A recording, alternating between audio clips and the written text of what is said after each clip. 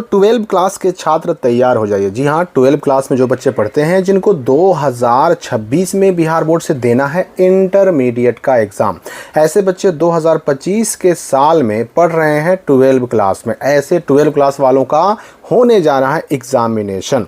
क्योंकि पिछले साल जो मंथली एग्ज़ाम चला करता था, इस साल 2025 में मंथली एग्ज़ाम का सिस्टम तो कर दिया गया है बंद, लेकिन मंथली एग्ज़ाम के बजाय होगा क्या, त्रैमासिक परीक्षा होगी, जिसको हम लोग क्वार्टरली एग्ज़ाम भी कह सकते हैं। इसके बाद जब त्रैमासिक एग्ज़ाम हो जाएगा, उसके बाद होगा हाफ ईयरली एग्ज़ाम, जिसको हम अर्धवार्षिक परीक्षा भी कह सकते हैं, और उसके बाद होगा सेंटअप एग्ज़ाम। तो ये शुरुआत होने जा रही है 2025 में। जब आप 12 क्लास में आ चुके हैं तो ये त्रैमासिक एग्जामिनेशन की या फिर क्वार्टरली एग्जामिनेशन की शुरुआत होने जा रही है। तो इस एग्जामिनेशन में क्वेश्चन कहाँ से आएगा, ये क्वेश्चन बनाएगा कौन, एग्जामिनेशन का रूटीन क्या है, और इस रूटीन को हम डाउनलोड कैसे करेंगे, एग्जामिनेशन ना देंगे 12 क्लास का तो क्या होगा, ये सारी बातों पर हम चर्चा करने वाले हैं इस वीडियो में। देखिए, पहली बात तो आप समझिए, 6 जून 2025, जी हाँ 6 जून 2025 को एग्जामिनेशन का रूटीन, 12 क्वार्टरली एग्जामिनेशन 2025 का रूटीन जारी हो चुका है। इस लेटर को देखिए, बिहार बोर्ड ने लेटर जारी किया किसको, तो पूरे बिहार के सभी जिलों के डीओ को, यानी जिला शिक्षा पदाधिकारी को।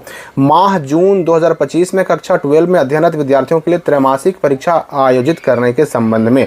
और इसके बाद कहा जा रहा है कि उपर्युक्त विषय के संबंध में कहना है कि जितने भी बिहार के अंदर के उच्च माध्यमिक विद्यालय हैं, उनमें जो 12 क्लास में पढ़ने वाले बच्चे हैं, उनके लिए जून 2025 में त्रैमासिक परीक्षा यानी क्वार्टरली एग्जाम होने जा रहा है। और उसके लिए जो है ना 23 जून से परीक्षा की शुरुआत होगी, जो चलेगी कब तक, तो 30 जून तक। आपको याद होना चाहिए कि 23 जून ही वो तारीख है जिस दिन गर्मियों की छुट्टी के बाद स्कूल खुलने जा रहा है। मतलब स्कूल खुला और पहले दिन ही आपका होगा एग्जाम शुरू। तो 22 तक तो छुट्टी है, 22 को संडे है और 23 तारीख को है मंडे। 23 तारीख को जून यानी 23 से आपका 12 क्लास वालों का एग्जाम शुरू होने जा रहा है, जो चलेगा कब तक, तो 30 जून तक। इसमें रूटीन को देख लीजिए, समझ लीजिए। इसमें 23 तारीख को आईएससी वालों का फिजिक्स होगा, आईकॉम वालों का एंटरप्रेन्योरशिप होगा और आईए वालों का फिलॉसफी होगा। फर्स्ट सिटिंग एग्जामिनेशन होगा 9:30 बजे से लेकर के 12:45 बजे तक, और सेकंड सिटिंग का एग्जामिनेशन होगा 2 बजे से लेकर के 5:15 बजे तक। ये एग्जामिनेशन का टाइम है। अब अगर 23 तारीख को ही हम सेकंड सिटिंग की बात करें तो सेकंड सिटिंग में आईएससी वालों का फिजिक्स होगा, आईकॉम वालों का अकाउंटेंसी होगा और आईए वालों का पॉलिटिकल साइंस होगा। फिर 24 को एग्जाम होगा, आईएससी वालों का मैथ, फिर आईए वालों का भी मैथ। फिर आईएससी वालों का सेकंड सिटिंग में बायोलॉजी होगा और आईकॉम वालों का बिजनेस स्टडीज और आईए वालों का ज्योग्राफी होगा।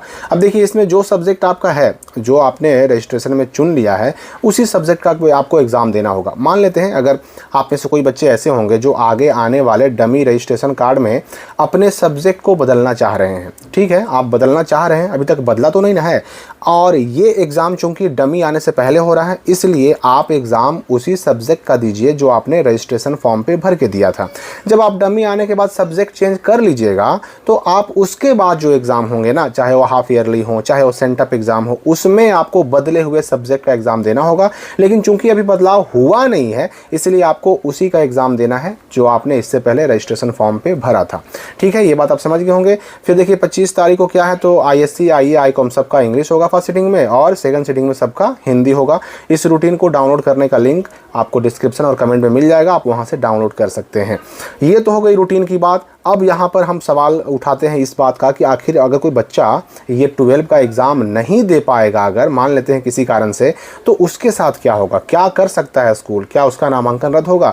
देखिए, एग्जामिनेशन जब हो रहा है तो जाहिर सी बात है कि इसका रिजल्ट भी बिहार बोर्ड मांगता है। और देखिए, इसी लेटर में यहाँ पर एक फॉर्मेट दिया गया है कि जो 12 क्लास का एग्ज़ाम हो रहा है जून महीने में, उसका जो है ना प्राप्तांक, यानी किस बच्चे का कितना नंबर आया, उसका पूरा रिजल्ट बना करके, मार्क्स का स्टेटमेंट बना करके, और इसी फॉर्मेट में बिहार बोर्ड को भेजना है।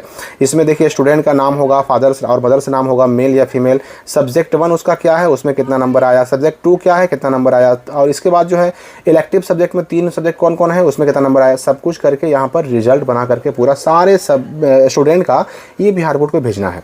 अब यहाँ पर ये जब आप समझ गए कि रिजल्ट बनाकर भेजना है, अगर कोई बच्चा अगर इस एग्जामिनेशन में बैठा ही नहीं और उसके स्कूल ने उसको एब्सेंट कर दिया, इस रिजल्ट में उसका रिजल्ट नहीं गया, तो बिहार बोर्ड कार्रवाई कर सकता है।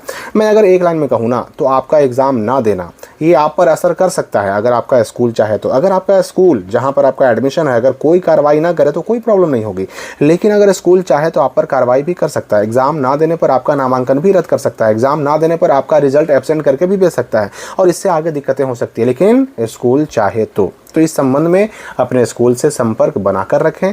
अब रही बात की क्वेश्चन जो है बिहार बोर्ड ही भेजेगा, क्वेश्चन जो इसका आएगा वो बिहार बोर्ड भेजेगा, लेकिन ये क्वेश्चन आएगा कितना, मतलब जो भी आपकी किताबें हैं, जो आपका सिलेबस है उसमें किताबों के कितने चैप्टर से आएगा। तो किसी भी बुक को उठाइए, किसी भी किताब को उठाइए, उसमें टोटल जो चैप्टर हैं उसका जो है ना आप क्या कीजिए कि 1/4 कर दीजिए, ठीक है, 1/4।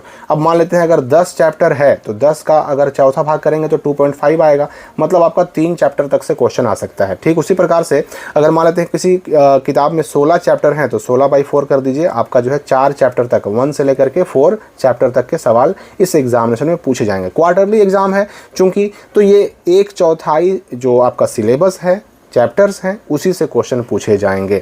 और रही बात इस एग्जामिनेशन का एडमिट कार्ड, तो ये एडमिट कार्ड नहीं आता है, सेंटर कहीं नहीं जाता है, आपके अपने स्कूल में एग्जाम होगा, एडमिट कार्ड वगैरह नहीं आएगा, बस आपका एडमिशन है, रजिस्ट्रेशन है तो आप एग्ज़ाम दे सकते हैं। अगर कोई बच्चा रजिस्ट्रेशन किसी का छूट गया है और आगे डमी के टाइम में रजिस्ट्रेशन का डेट आने के बाद वो रजिस्ट्रेशन कराने का इच्छुक है तो वो भी इस एग्ज़ाम में बैठ सकता है, अगर उसका स्कूल चाहे तो। अगर स्कूल बैठने से मना करता है तो भी कोई दिक्कत नहीं है, आप रजिस्ट्रेशन कराइए, उसके बाद वाला एग्ज़ाम दीजिए, कोई प्रॉब्लम नहीं होगी, ठीक है। तो ऐसे बच्चों को परेशान नहीं होना है। 12 क्लास का जो ये क्वार्टरली एग्जाम होने जा रहा है, लगभग मैंने उससे जुड़े सारे सवालों का जवाब दे दिया। अगर कोई डाउट आपके मन में फिर भी हो तो कमेंट करके पूछ सकते हैं। हम मिलेंगे अगली वीडियो में नए अपडेट के साथ।